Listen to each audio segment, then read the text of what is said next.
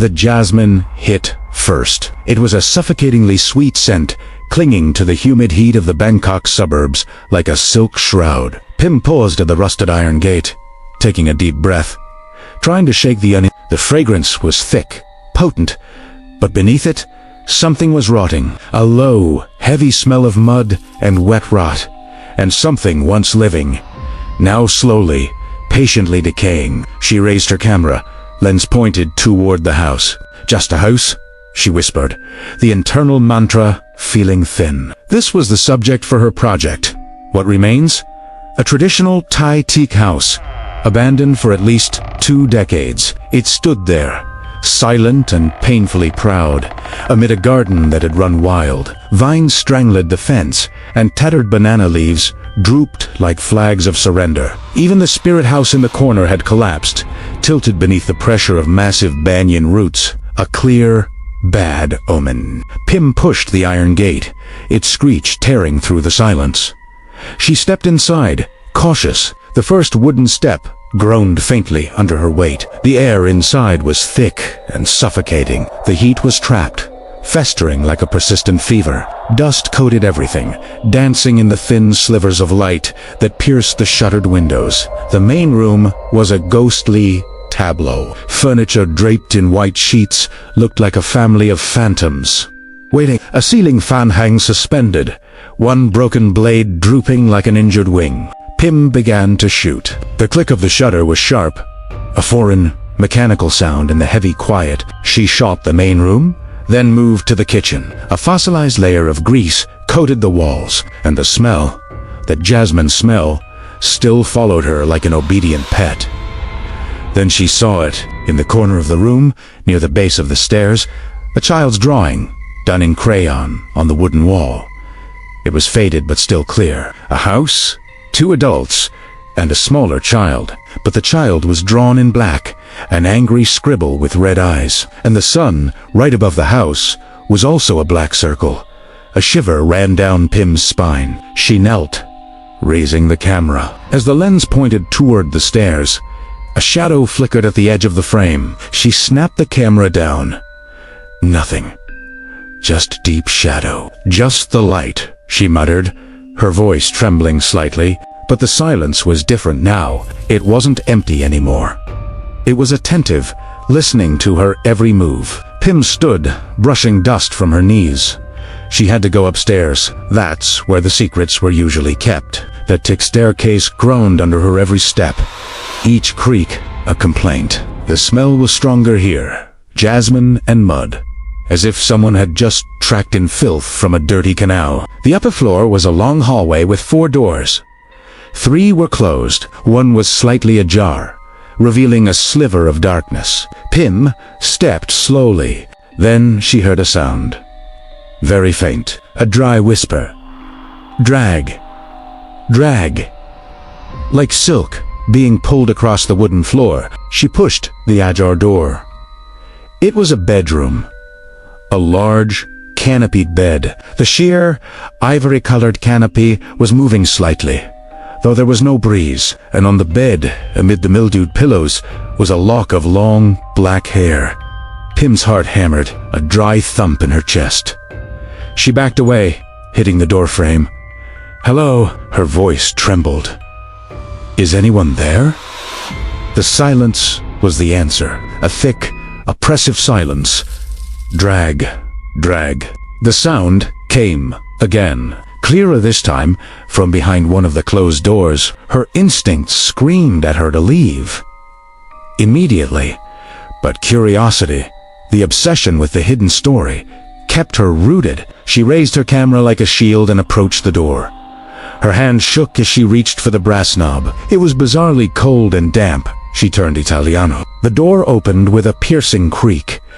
Inside was a child's room, nearly empty, just a crib in the corner. Pim stepped in. The air was frigid, so cold she could see her breath. A damp chill touched the back of her neck, like the hand of a drowned man. She spun around. Nothing. Drag. Drag. The sound was now in the room. She slowly turned her face back to the crib. Something was inside, Wrapped in a dirty blanket, it was mobbing. Pim stood rooted. Fear rose from her stomach, paralyzing her. She couldn't scream. She couldn't run. She could only watch. The blanket slid down. Underneath wasn't a baby. It was a tangled mess of broken dolls. Plastic arms, empty glass eyes, and hair. So much tangled, black hair. Drag, drag. It was the sound of the dolls. They were moving. Their tiny plastic fingers were scratching at the wooden bars of the crib. Pim let out a choked sob. She turned, stumbled, and fled the room. She ran down the hall. All thought of photos left behind. She scrambled down the stairs. Panic made her miss the last step, and she fell sprawling onto the dusty floor. The camera flew from her hand, skidding across the floor and hitting the wall with a sharp crack. She moaned, pushing herself up. And then she realized the front door, the door she had left open, was now shut tight. "No," she whispered. She crawled to the door, grabbed the handle, and pulled. It didn't budge. "No," she repeated, her voice full of despair. "Please!" "No." She'll beat her hands on the door. "Help me." The wood was thick and solid. Her pounding was swallowed in the silence. Silence. But no, it wasn't silent anymore. Drag, drag. The sound was on the stairs. Drag, drag, drag. It was coming down. Slowly, steadily. Pim scrambled backward, pressing her back against the door. Her eyes were fixed on the darkness at the top of the stairs. "Who are you?" Pim screamed, her voice breaking. "What do you want?" Drag. Drag. A shadow emerged from the darkness. It wasn't tall, only the size of a child.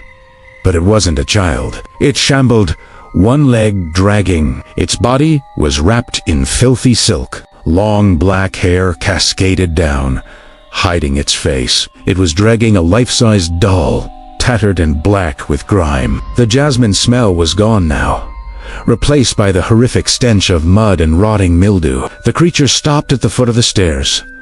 It lifted its head. The hair parted. There was no face. Husta smote ivory white surface, like a massive, cracked eggshell. No eyes. No nose. No mouth. Pim opened her mouth to scream, but not a sound came out, only a choked gasp. The creature tilted its head, as if savoring her terror. Then, from the center of the blank face, a crack appeared, a black split. It opened, wider, forming a mouth. No teeth, no tongue, just a black void. A sound came from it, not a drag, not a whisper. It was the cry of a child, an agonizing, mournful wail that echoed from the void itself. Pure terror broke Pim's paralysis. She turned, beating frantically at the door. She rammed it with her shoulder. "Please," she sobbed. "Please, let me out." The crying suddenly stopped. A dead silence flooded the space. Pim stopped pounding. She held her breath, listening. No more crying, no more dragging. Nothing at all. She slowly turned her head. The living room was empty. The creature was gone. The doll was gone. Pim panted, trying to regain her composure. Was it all just imagination? A panic attack? The heat and the smell. She looked down at the floor. Right where the creature had stood, a wet patch of mud was spreading, and in the middle of the puddle, a single, fresh, white jasmine blossom lay, as if in defiance. Pim stared at the flower. Then she felt it, a cold, damp touch wrapped tightly around her ankle. She looked down. A small, gray hand, wrapped in dirty silk, was gripping her leg. It had been under there the whole time. Right at her feet. She didn't even have time to scream before the faceless mouth opened directly in front of her, and the darkness swallowed her whole. When Pim awoke, she was upstairs, in the bedroom with the canopied bed. She tried to move, but couldn't. Her limbs were heavy, as if cast in lead. She was lying on the bed, And she was not alone. The ivory canopy stirred, and a figure sat at the edge of the bed. Its back to her. It was a small woman, dressed in a faded sabai. Her long black hair was tied in a neat bun. She was humming a lullaby, a sad, repeating melody. "Who?" Pym rasped, her throat dry. The woman stopped humming. She slowly turned. Pym saw her face. It wasn't a blank face. It was her own, but older, gaunt. Her eyes were sunken, filled with an endless, bottomless grief. The woman old Pyami smiled.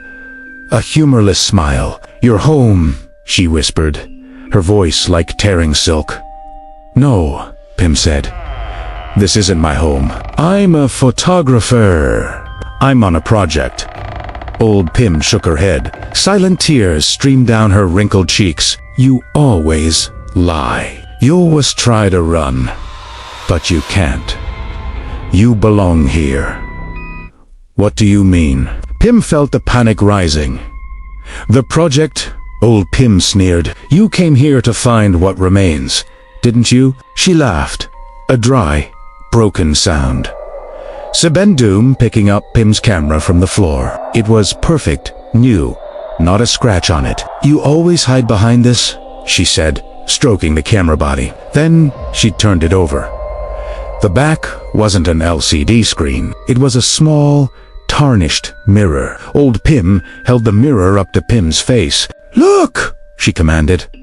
Pym looked. She didn't see her reflection.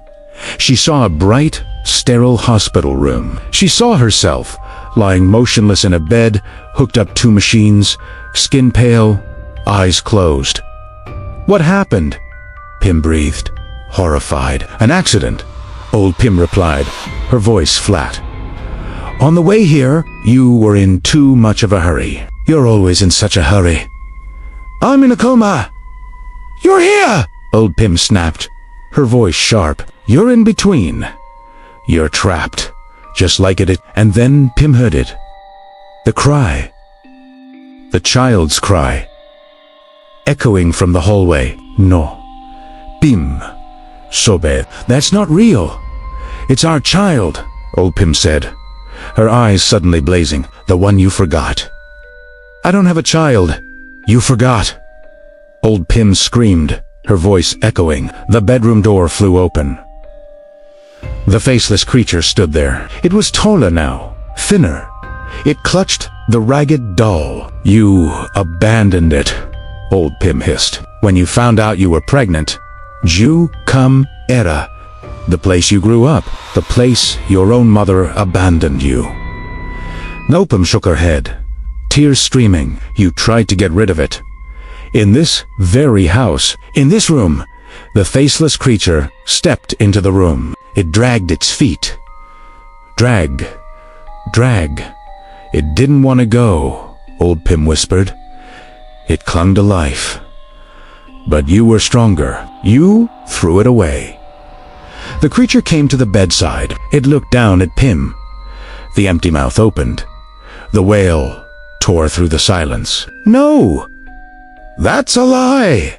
Pym screamed. "It's why you can never leave," Old Pym said, stroking Pym's hair. "Your soul is tied here. By sin and by it." She motioned to the creature. "It is your punishment. It is your past. It is what remains." The creature bent down. It offered the ragged doll to Pym. "It just wants to play," Old Pym said. Pym looked at the doll. The fabric on its face was torn, revealing one cold, glass eye staring at her. "Take it," Old Pym urged. Pym refused. She squeezed her eyes shut, a cold, wet touch on her cheek. She opened her eyes. The faceless face was inches from hers. The stench of rotten jasmine filled her nose. It was waiting. "Take it," Old Pym commanded. Shaking, Pym reached out. She no longer controlled her own body. Her fingers closed around the doll. The moment her fingers touched the filthy fabric, the creature threw back its head and shrieked. A sound not of this world. A sound from the abyss. And Old Pym, she was laughing. Finally, she breathed. "Now we can be a family." She leaned back, her body beginning to fade, dissolving into the shadows. "No!" Pim screamed. "Don't leave me. Mother never leaves."